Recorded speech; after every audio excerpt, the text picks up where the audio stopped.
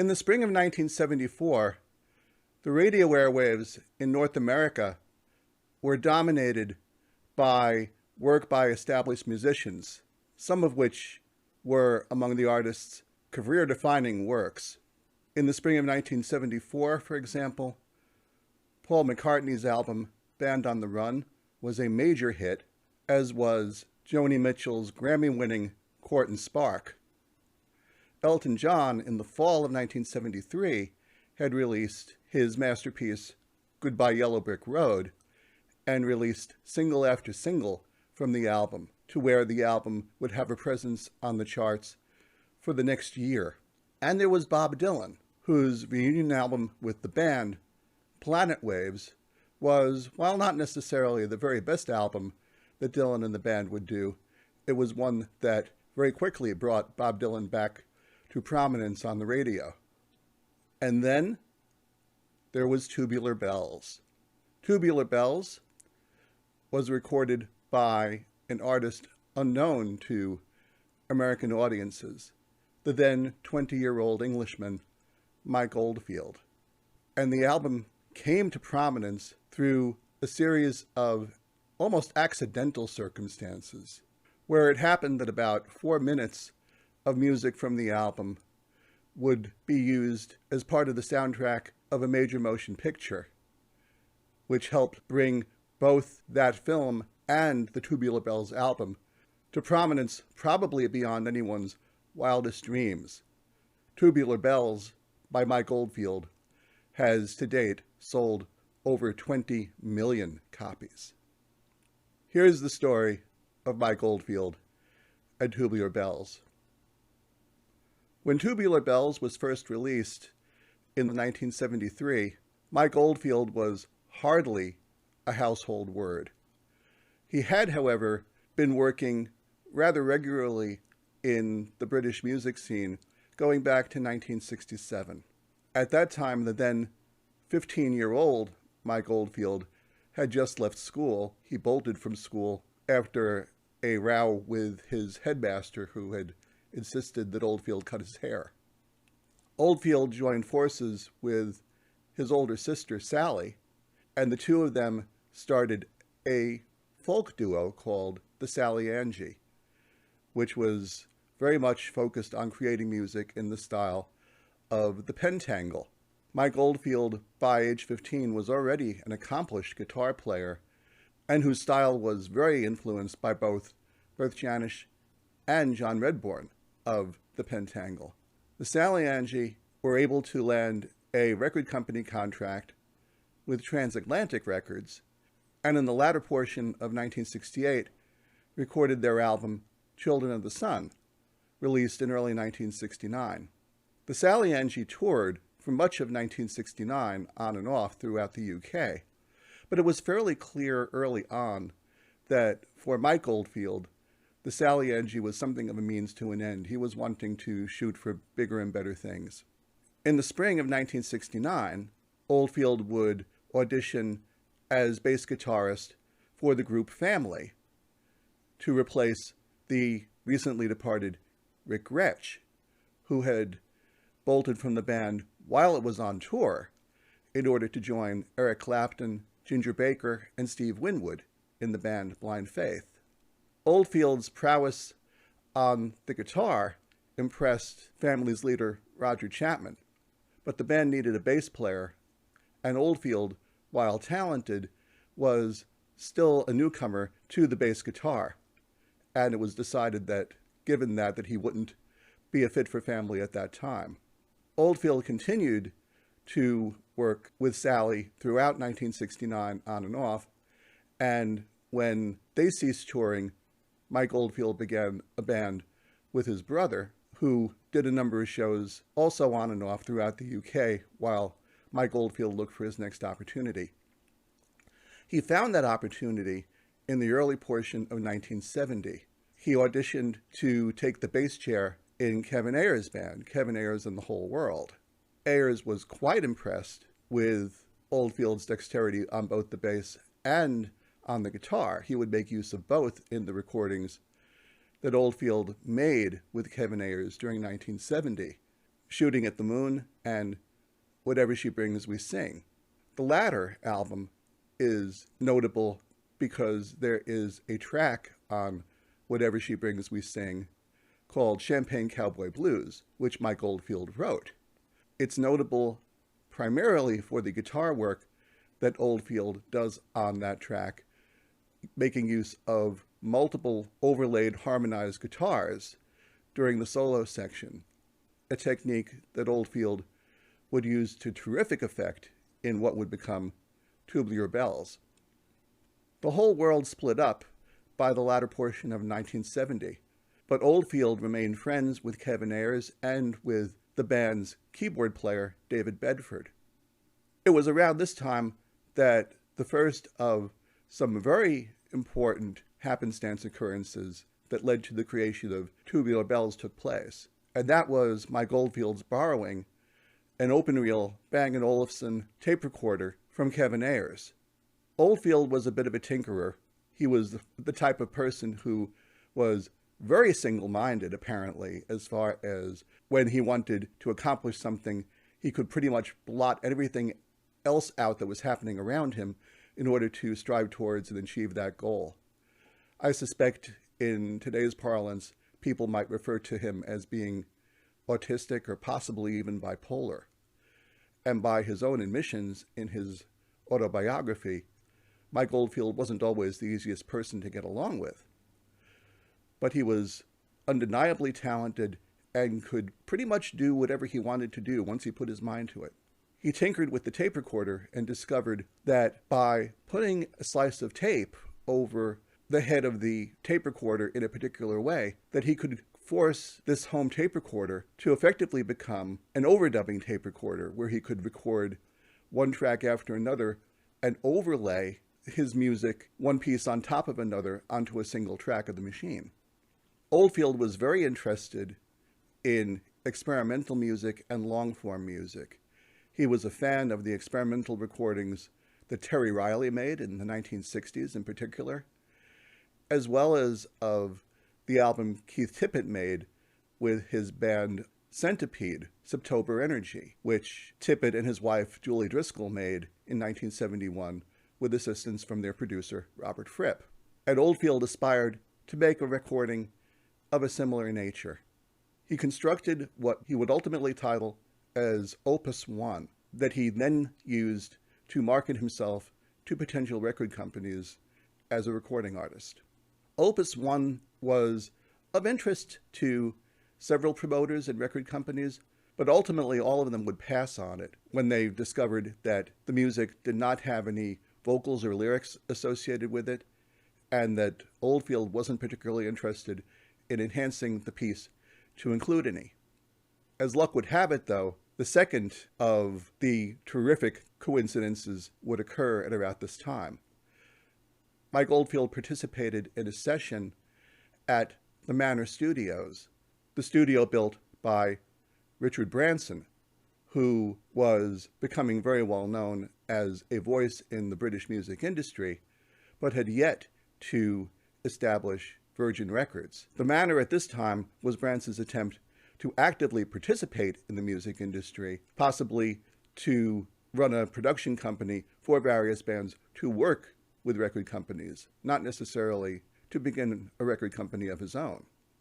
The Manor was run by two producers and recording engineers, Tom Newman and Simon Hayworth. Newman and Hayworth befriended Mike Oldfield, and upon listening to Opus One, felt that it had potential and agreed that they would bring it to Richard Branson's attention, which they ultimately did. Branson agreed to allow Mike Oldfield to record at the Manor for a week at no cost in order to record Opus One, and based on that experience, would then elect whether he could continue to record a full album's worth of material. The sessions for Opus One, as it was still called then, took place in November of 1972. Additional fortuitous coincidences took place during the recording of Opus One. The first was that during his sessions, which were very, very productive, virtually everything that you hear on side one of what would become the Tubular Bells album were recorded during that week-long session, including all the various overdubs and punch-ins that were done to create the finished product. But during those sessions, Mike Oldfield had the opportunity to meet Vivian Stanshall of the Bonzo Dog Doodah Band, who used the Manor for their recordings at the time.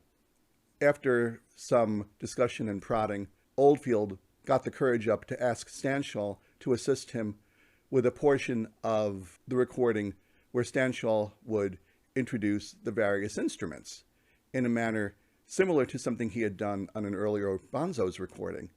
And Stanshall, after a bit of persuasion and apparently a bit of alcohol, agreed. The other thing that happened that was a wonderful coincidence around the album was that a set of Tubular Bells had been left behind by the last artist who recorded at the Manor, John Cale, who used them for an album that he had been recording. Mike Oldfield persuaded the Manor to maintain the Tubular Bells on site to continue the rental of the instruments in order that he could use them on his recording, which obviously he did in a very famous way. The bells ultimately were cracked and bruised following Oldfield's use of them. He apparently used full-size hammers in order to play the instruments, causing the dents and cracks in the instruments themselves, therefore inspiring the interesting cover of the Tubular Bells album, with the cracked and bent bell being prominent on the cover itself. Upon hearing the finished Opus One, Branson agreed to allow Oldfield, along with Hayworth and Newman, to continue the sessions to create a full-size album. The second half of Tubular Bells did not go quite as smoothly. The recording took place over the course of 2 months, February through April of 1973, in part because that music was still relatively new. Opus One had existed for over a year, and of course the demo recordings on Kevin Ayers' Bang & Olufsen were available as a point of reference for Oldfield to work from. He was perhaps flying a bit blind in recording the second half of the album, which is nonetheless strong, but was still relatively new, as I said. Richard Branson apparently was insistent that he wanted at least one portion of the album to contain vocals and lyrics so it could be marketed as a single. While the music was still relatively new, Oldfield had a conception of it in his mind of how he wanted the various pieces of the second half of the album to flow together, and he was adamant that vocals would not be part of the finished product. Oldfield and Branson apparently argued on this at length, and in a concession of sorts, perhaps a sarcastic one, Oldfield recorded over a section of Part 2 of Tubular Bells, one which is now referred to as Caveman, a set of vocals that were a drunken Oldfield, having consumed about a half a bottle of Jameson's, screaming into a microphone until he was so hoarse that he couldn't speak, and then slowing the tape down in order to come up with the grunting, caveman-like sounds that were ultimately used on the album. The end of Part 2 of what would become Tubular Bells is a reworking of the traditional song, The Sailor's Hornpipe, a piece which Mike Oldfield had played on guitar on a somewhat regular basis going back to his days with Kevin Ayers and the Whole World, where he takes the theme from the piece and speeds it up a little bit more with each passing verse until he is going at breakneck speed at the very end of the tune. It's a striking ending to almost 50 minutes worth of music presented as part of the album. Upon completion of the second set of sessions at the Manor in April of '73, Richard Branson and Mike Oldfield began shopping these finished tapes around to various major labels. The answer was the same, however, as it was a year or so earlier when Oldfield shopped Opus One around. There was interest, but not without lyrics. Upon realizing that there would not be interest from a major in this music, the next coincidence took place, which was that Richard Branson took the dive into the deep end, as it were, to create a record label of his own, Virgin Records. He offered Mike Oldfield a 6-album contract with options for an additional 4 albums at the back end, and released Tubular Bells as Virgin Records' first album release. There was no single released from the album, as there really was not, in Branson's eyes, a piece of music from this all-instrumental album that would be satisfactory as a single. And Oldfield was fine with that. This was how he had envisioned the album to start with. The album was released in the UK in May of 1973, and ultimately was released in North America in October of 1973. Virgin Records was picked up for distribution by the Atlantic Records label in the States. Atlantic, of course, had a large presence in the progressive rock marketplace, being the home in North America of Yes, Emerson, Lake and Palmer, King Crimson, and Roxy Music at this time. And the thinking of Atlantic's chief, Ahmet Ertegun, was that if there was any place where this music potentially could be made successful, it would be under Atlantic's wing. It was around this time that the final and probably the biggest coincidence took place. In late 1973, the American movie director William Friedkin was completing post-production of a film called The Exorcist, the film version of what had been a popular novel written a couple of years before by William Peter Blatty. Friedkin had made arrangements for a soundtrack to be provided to the film by the Hollywood composer Lalo Schifrin, famous, of course, for his music for the TV series Mission Impossible, among other things. However, Friedkin was not particularly pleased with Schifrin's music. Apparently, the two of them had not had a great working relationship going back to some previous projects that they had worked on together. And having seen the edit of the completed film, Friedkin believed that different music was needed to portray some of the events in the film. He was in particular looking for a piece of music that could be used to portray a childlike but unsettled quality in his film's lead character, Reagan, played by Linda Blair. The story that's been told over the years by both William Friedkin and Ahmet Ertegun is that Friedkin was visiting Ertegun at Atlantic Records looking for suitable music, and Ertegun, who had at this point not yet released Tubular Bells in the United States, allowed Friedkin to hear a test pressing of the album. Friedkin heard the opening Tubular Bells theme with Oldfield playing piano in 15/8 time and was hooked. And he licensed the music from Tubular Bells for use in The Exorcist. Friedkin would make use of about 4 minutes worth of Oldfield's music, the piano introduction, and a separate piece about 8 or 9 minutes into side one of the album that makes use of Oldfield's classic overlaid distorted guitars to establish moods in the film.